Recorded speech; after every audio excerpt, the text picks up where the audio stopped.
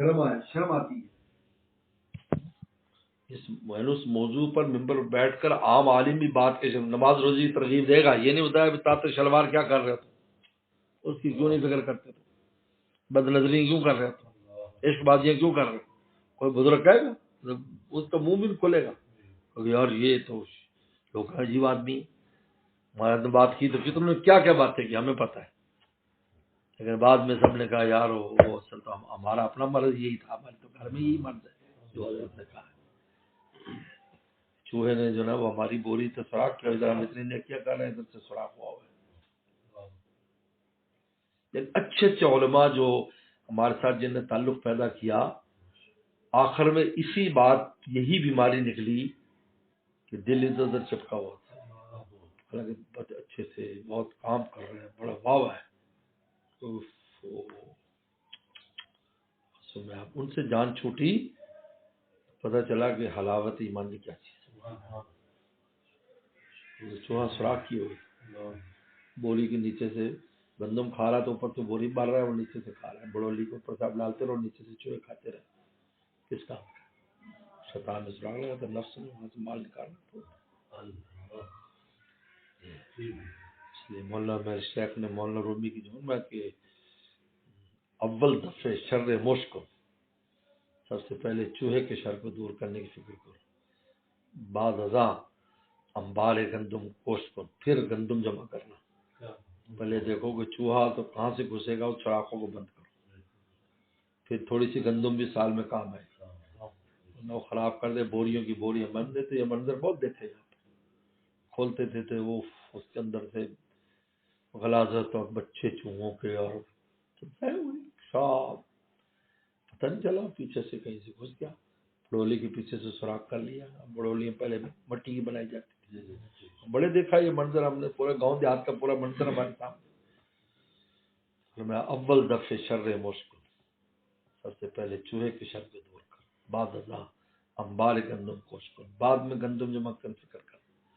نے شہر اس پر عمل کیا اور خود فرمایا ایک بار رو پڑے. میں لوگ کہتے ہیں یا ممبر سے ایسی باتیں کرتے ہیں ایسے کرتے ہیں. اور میں عائشہ صدیقہ رضی اللہ عنہا نے دین کی بات بتانے میں نازک تعلقات تک کو ذکر کر دیا رسول اللہ کے. تو خلوت کی جو آج کوئی جرت نہیں کر سکتی کہ کوئی بیوی اور بڑے گھر کی بیوی بات کرے. لیکن اس لیے تاکہ امت کو ہدایت ملے کہ تم نے خلوت کی زندگی عزت کرنی تاکہ ہماری عزتیں اما عائشہ پر قربان.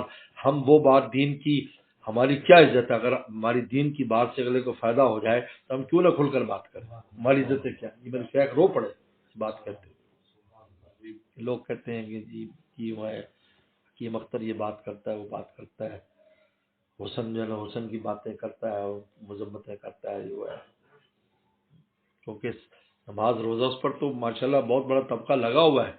لیکن نماز روزے کا نفع ظاہر کیوں نہیں ہو رہا؟ اس لیے کہ یہ گناہ جو ادھر سے چل رہے ہیں تباہ و برباد کیے ہوئے انسان. دل کی دنیا سلامت نہیں ہے. اور اللہ من اللہ بقلب سلیم. اور میں جو قلب سلیم لے کر آئے گا بس وہ قلب سلیم وہ ہے جس میں اللہ رسول کے علاوہ کوئی نہ بس سب نکال دے.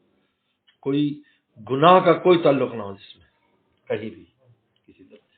یہ قلب سلیم نہ کسی کی حسد نہ بغض نہ عشق کچھ اللہ کے ساتھ. یہ قلب سلیم.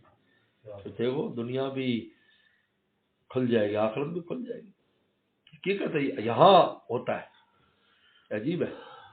بڑوں بڑوں کو دیکھا میں نے. ایک بوڑھے آدمی تھے تقریباً ان کی 60 سال سے اوپر 70 سال عمر تھی. بہت پریشان بڑے پریشان. میں کس ملک میں بہت پریشان ہوں. مجھے کئیوں سے بات کی وہ لیکن تو میں نے کہا کہ آپ مجھے اپنی لائف ان کے بعد رک جاؤ.